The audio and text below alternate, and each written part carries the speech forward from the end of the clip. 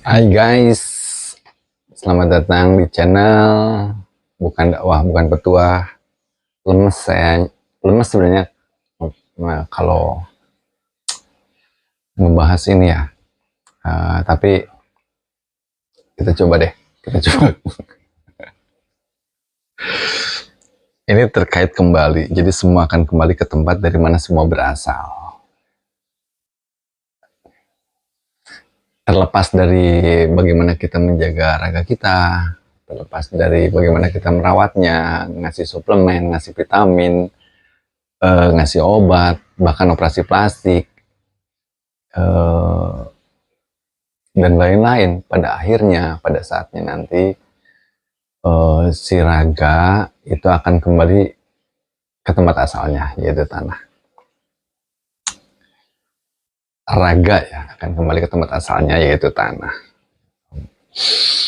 Tapi apakah dengan mudah si raga kembali menjadi tanah? Apakah akan dengan mudah si raga kembali ke tempat asalnya? Dengan baik telah dicontohkan ya oleh si raga bahwa raga itu butuh proses untuk kembali menyatu dengan tanah. Dia harus menempuh pembusukan, dia harus menempuh dimakan belatung, dia harus menempuh dimakan cacing, dimakan bakteri, dan lain-lain. Terlembabkan, wah pokoknya banyak proses yang harus dilewati si raga agar bisa kembali ke tempat asalnya. Agar bisa kembali ke tempat asalnya. Nggak mudah. Bahkan hanya untuk kembali ke tempat asal aja ya, itu nggak mudah.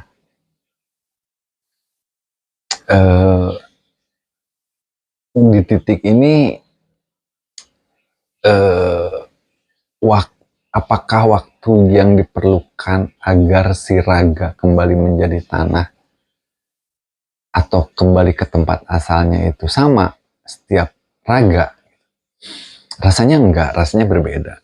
Uh, Kalau kawan saya yang kerja di kuburan, penggali makam, itu dia bilang sekitar 2-3 tahun bagi raga agar bisa kembali menjadi tanah.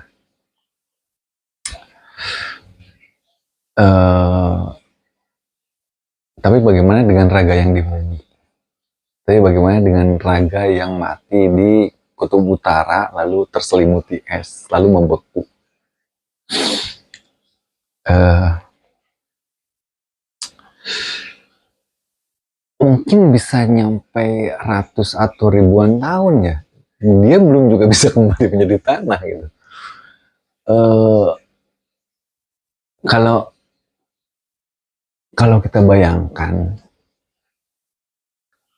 uh, kita hidup selama ribuan tahun di pengasingan, di tempat yang bukan asal kita, ribuan tahun, itu bagaimana bisa tidak dikatakan menderita? Uh, Mengerikan ya, hidup ribuan tahun di tempat asing yang ini kita tahu ini bukan asal kita, gitu. Tapi kita tetap aja hidup gitu.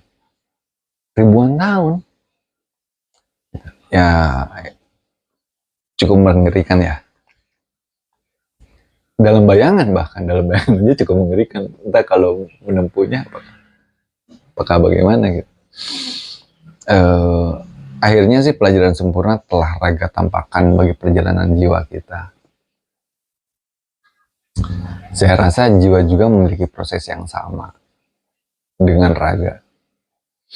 Itu dia alasannya kenapa raga dan jiwa itu disandingkan, agar jiwa bisa melihat, karena butuh yang real di alam ini, butuh yang real, jadi ditunjukkan oleh raga kita. Ada sebuah proses panjang, ada pelajaran panjang yang harus jiwa kita ambil dari si raga. Jiwa yang berasal dari Tuhan, jiwa yang berasal dari Allah, pasti akan kembali kepada Allah. Cepat atau lambatnya jiwa kembali kepada Allah itu sangat terkait dengan berapa dosa, berapa kesalahan yang tidak kita taubati.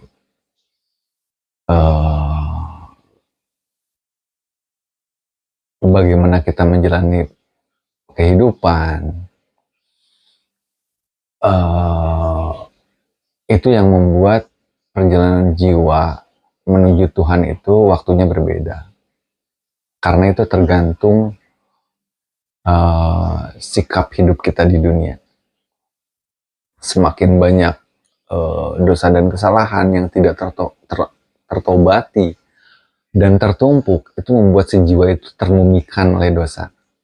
Seperti yang dicontohkan Firaun. Firaun setelah ribuan tahun, bahkan sampai hari ini, raganya tuh masih belum bisa kembali ke asalnya. Raganya tuh belum bisa kembali ke tempat di mana dia berasal.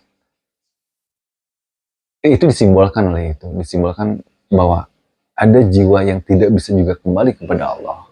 Meskipun dia berasal dari Allah. Karena memang telah termumikan oleh dosa si jiwanya.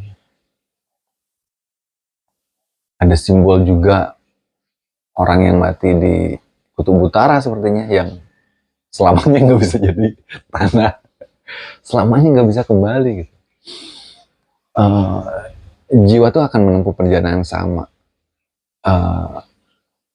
Dia ingin kembali kepada Allah, tapi karena memang banyak yang harus dibersihkan, banyak yang harus disingkirkan, entah itu rasa dengki yang telah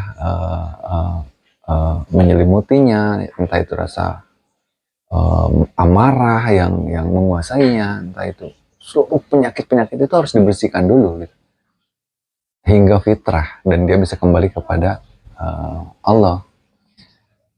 Kurang lebih gitu apa yang saya dapat dari obrolan di grup kondusif. Mudah-mudahan bisa dipahami, pun kalau enggak bisa kita diskusikan juga ke depannya. Segitu aja kawan-kawan, bye bye.